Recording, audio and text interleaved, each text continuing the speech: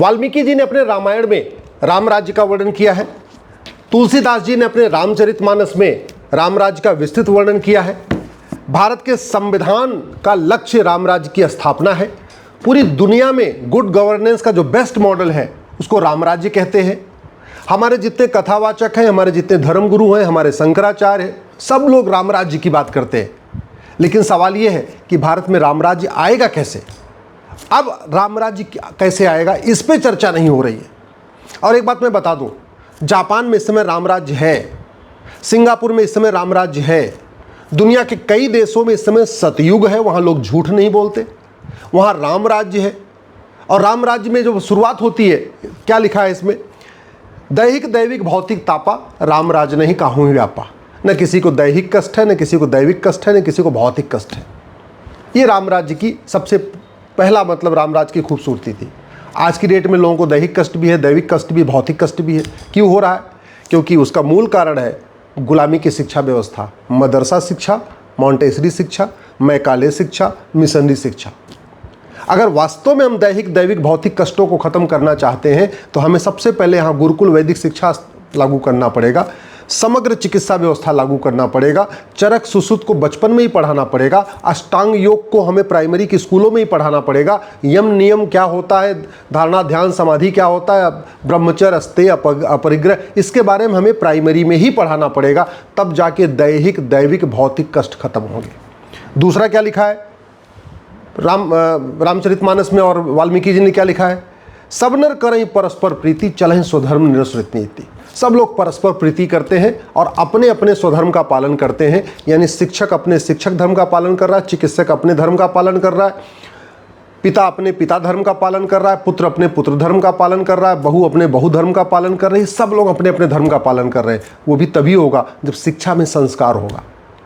सब नर करई परस्पर प्रीति, सब लोग प्रेम से रहते हैं, भाईचारे के साथ रहते हैं। ये भाईचारा दो ही तरीके से आता है। शिक्षा में संस्कार हो कि ऊंच नीच का भेदभाव न हो, न जाति का भेद हो, न भाषा का भेद हो, न क्षेत्र का भेद हो। और दूसरा कानून का खौफ हो। जैसे घर में भी दो भाई तभी आपस में प्रेम से रहते हैं जब माता का प्रेम हो और पिता का खौफ भी हो। दो भाई आपस में लड़ने से तब नहीं लड़ते जब उनको ऐसा संस्कार दिया कि प्रेम से रहना, लेकिन पिता का डर भी हो कि अगर आपस में लड़ गए तो पिता पिटाई भी करेंगे। तो शिक्षा में संस्कार होगा और कानून का खौफ होगा, तब जाके सब नर करहि परस्पर प्रीति होगी। लेकिन कानून का खौफ तब होगा जब यूनिफॉर्म पुलिस कोड होगा, यूनिफॉर्म जुडिशियल कोड होगा, यूनिफॉर्म एडमिनिस्ट्रेटिव कोड होगा, झूठ बोलना गंभीर अपराध होगा, झूठ पकड़ने के लिए नार्को पॉलीग्राफ ब्रेन मैपिंग कानून होगा, मुकदमों का फैसला 2 महीने 3 महीने के अंदर होगा, फटाफट होगा। तब जाके सब लोग परस्पर प्रीति करेंगे। दूसरा फिर क्या लिखा हुआ है? अल्प मृत्यु ने कौनो पीरा। अल्प मृत्यु है ही नहीं है। आज की डेट में रोड एक्सीडेंट में लगभग 2 लाख लोग मर रहे हैं और लगभग जमीन विवाद में 2 लाख लोग मर जाते हैं। अल्प मृत्यु हो रही है। बाकी मिलावटी दूध खाने से, मिलावटी जूस पीने से, मिलावटी फल खाने से, मिलावटी आटे से, मिलावटी गेहूं से, मिलावटी पनीर से, मिलावटी घी से, मिलावटी दवाइयों से, सबसे भी लोग अल्प मृत्यु पा रहे हैं। तो अल्प मृत्यु कैसे होगी? फिर वही बात आ गई, कानून का खौफ। मिलावटखोरी कब बंद होगी? शिक्षा में संस्कार हो, कानून का खौफ हो। जमाखोरी कब बंद होगी? शिक्षा में संस्कार हो, कानून का खौफ हो। कालाबाजारी कब बंद होगी? शिक्षा में संस्कार हो, कानून का खौफ हो। रोड एक्सीडेंट कब बंद होगा? जब भ्रष्टाचार खत्म हो। क्योंकि रोड एक्सीडेंट का 2 ही कारण है। 2 लाख लोग जो मरते हैं रोड एक्सीडेंट में, उसमें जो मूल कारण है, सड़क में बार बार गड्ढे होते हैं और अनाड़ी जो है गाड़ी चलाना शुरू करते हैं। सड़क में बार बार गड्ढे होते हैं क्योंकि भ्रष्टाचार है, और अनाड़ी भी सड़क पर आके गाड़ी चलाते हैं क्योंकि प्रॉपर ट्रेनिंग की कोई व्यवस्था नहीं है। 3000 रुपये में घर बैठे बैठे दलाल ले आके ड्राइविंग लाइसेंस बनवा के दे देता है। तो ये जो अल्प मृत्यु हो रही है उसका मूल कारण क्या है? भ्रष्टाचार। भ्रष्टाचार का मूल कारण क्या है? घटिया कानून। उसके आगे क्या लिखते हैं? सब निर्दब धर्मरत पुनि, सब नर अरु नारी चतुर सब गुनी, सब गुणज्ञ पंडित सब ज्ञानी, सब कृतज्ञ नहीं कपट से यानी। किसी में कोई कपट नहीं है। बड़े लोग सदाचारी हैं, दुराचारी नहीं है, कदाचारी नहीं है, झूठ नहीं है, धोखा नहीं है, पाखंड नहीं है, काला जादू नहीं है, अंधविश्वास नहीं है। वो कब हो? वो कैसे आएगा? वो तभी आएगा शिक्षा में संस्कार, कानून का खौफ। और कानून का खौफ मैंने आपको बता दिया, कानून कठोर हो और 1 महीने 2 महीने के अंदर सज़ा मिले। ऐसी सज़ा मिले कि एक आदमी गलत करे और उसको सज़ा मिले तो 1000 आदमी उस सज़ा के भय से दोबारा वो गलती न करे। कोई आदमी माफिया एक दिन में नहीं बनता, कोई आदमी गैंगस्टर एक दिन नहीं बनता, पहले एक अपराध करता है, उसमें कुछ नहीं होता, फिर दूसरा अपराध करता है, दूसरे में भी कुछ नहीं होता, फिर तीसरा अपराध करता है, तीसरे में कुछ नहीं होता, फिर चौथा अपराध करता है। ये जो लोग जो 20 मर्डर कर लेते हैं, 25 मर्डर कर देते हैं, 30 मर्डर कर लेते हैं, या जो ड्रग स्मगलिंग चल रही है, ह्यूमन ट्रैफिकिंग चल रही है, मानव तस्करी चल रही है, अपहरण चल रहा है, फिरौती चल रहा है, ये सब क्यों चल रहा है? क्योंकि पहला जब अपराध करते हैं उसमें कुछ होता ही नहीं है, कोई सजाई नहीं होती, जांच चलती है, गवाहों के बयान चलते हैं, तारीख पे तारीख चलती है, फिर वो इसी बहाने दुनिया भर के और अपराध करना शुरू करते हैं। तो जुडिशियल सिस्टम ठीक करना पड़ेगा, पुलिस रिफॉर्म करना पड़ेगा, जुडिशियल रिफॉर्म करना पड़ेगा, एडमिनिस्ट्रेटिव रिफॉर्म करना पड़ेगा, गुलामी की व्यवस्था बदलनी पड़ेगी, तब जाके ये जो छल कपट चल रहा है, साम दाम दंड भेद, साइबर फ्रॉड, ये दुनिया भर का चल रहा है, अपने आप बंद हो जाएगा। सब उदार सब पर उपकारी, विप्र चरण सेवक नर नारी, एक नारी व्रत रस सब झारी, ते मन बच क्रम पति हितकारी। अब कह रहे हैं सब लोग उपकारी हैं, सब परोपकार करते हैं। इसका मतलब ये हुआ कि पहली बात तो सब लोग संपन्न थे, सब परोपकार, क्योंकि गरीब आदमी तो परोपकार कर नहीं सकता, वो तो दूसरों को दान कर नहीं सकता। तो ये सब संपन्न कैसे होंगे?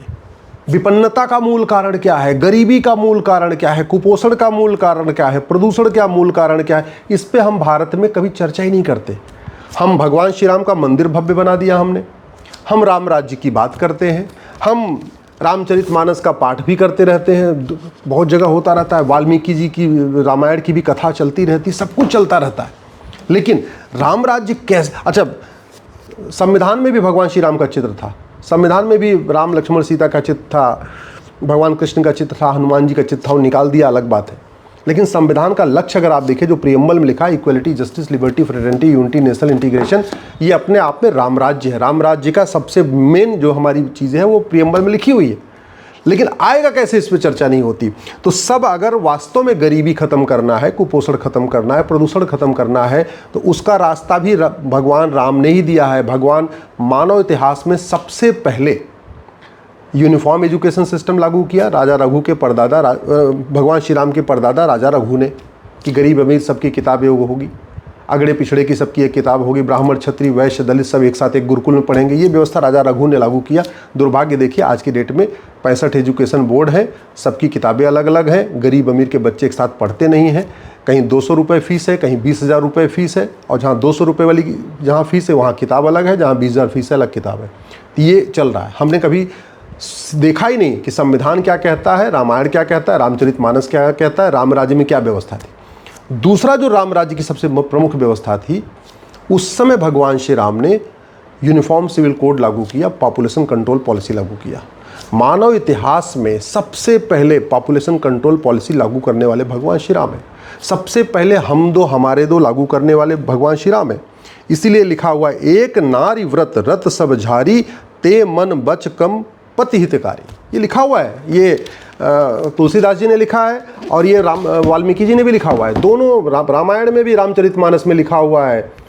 एक पति एक पत्नी का नियम लागू किया गया, चारों भाइयों ने उसको फॉलो किया। भगवान श्री राम ने एक विवाह किया, लक्ष्मण जी ने एक विवाह किया, भरत जी ने एक विवाह किया, शत्रुघ्न जी ने एक विवाह किया। भारत का संविधान कहता है पॉपुलेशन कंट्रोल पॉलिसी लागू करो, हम दो हमारे दो लागू करो, यूनिफॉर्म सिविल कोड लागू करो। लेकिन इसके ऊपर आज तक कभी एक कानून का ड्राफ्ट भी नहीं पार्लियामेंट में पेश हो गया। कानून बनाना तो छोड़िए, कि ड्राफ्ट अगर पेश हो जाता कम से कम पूरे देश में चर्चा तो होती, आजकल वो भी नहीं किया गया। तो ये जो लिखा हुआ है कि सब संपन्न है, कोई गरीब नहीं है, कोई दुखी नहीं है, सब परोपकारी हैं, वो तब होगा जब भारत में यूनिफॉर्म सिविल कोड लागू होगा, हम दो हमारे दो लागू होगा। आप ध्यान से देखिए, भारत की समस्याओं का जो मूल कारण है वो जनसंख्या विस्फोट है। सरकार 2 करोड़ घर बना के देती है, इतने में 10 करोड़ बेघर पैदा हो जाते हैं। सरकार लोन के माध्यम से 2 करोड़ रोजगार जनरेट कर पाती है, 10 करोड़ बेरोजगार बढ़ जाते हैं। पानी ग्राउंड लेवल नीचे जा रहा है, जहाँ 30 फीट पे पानी था वो 150 फीट पानी नीचे चला गया है। एयर पोल्यूशन से लोग मर रहे हैं, गंदा पानी पीने से लोग मर रहे हैं। लैंड पोल्यूशन, ज़मीनें इतनी गंदी हो चुकी हैं कि उसमें जो अनाज पैदा हो रहा है उससे कैंसर पैदा हो रहा है, सब कुछ हो रहा है, लेकिन इसके ऊपर चर्चा ही नहीं हो रही है। तो अगर वास्तव में हम भारत में राम राज्य की स्थापना करना चाहते हैं, वास्तव में हम अपने महापुरुषों का सपना साकार करना चाहते हैं, जो हमारे स्वतंत्रता संग्राम सेनानी थे, वीर सावरकर, इसके अलावा बाबा साहब अम्बेडकर, पूज्य गुरु गोलवलकर जी, डॉक्टर साहब जो हमारे महापुरुष थे, अगर उनका सपना साकार करना चाहते हैं, उसका तरीका यही है कि हम भारत में गुलामी की शिक्षा व्यवस्था बदलें और भारत में यूनिफॉर्म सिविल कोड लागू करें, यूनिफॉर्म एजुकेशन सिस्टम लागू करें, यूनिफॉर्म हेल्थ केयर लागू करें, यूनिफॉर्म पुलिस कोड लागू करें, यूनिफॉर्म जुडिशियल कोड लागू करें, यूनिफॉर्म एडमिनिस्ट्रेटिव कोड लागू करें, नशे के खिलाफ कठोर कानून बनाएं, जनसंख्या के खिलाफ कठोर कानून बनाएं, भ्रष्टाचार के खिलाफ कठोर कानून बनाएं, हवाला के खिलाफ कठोर कानून बनाएं, भ्रष्टाचार को ख़त्म कर दिया जाए, जनसंख्या विस्फोट को रोक दिया जाए, भारत में फिर से राम राज्य आ जाएगा। ये मैं गारंटी के साथ कहता हूँ और मात्र 5 साल में आ सकता है।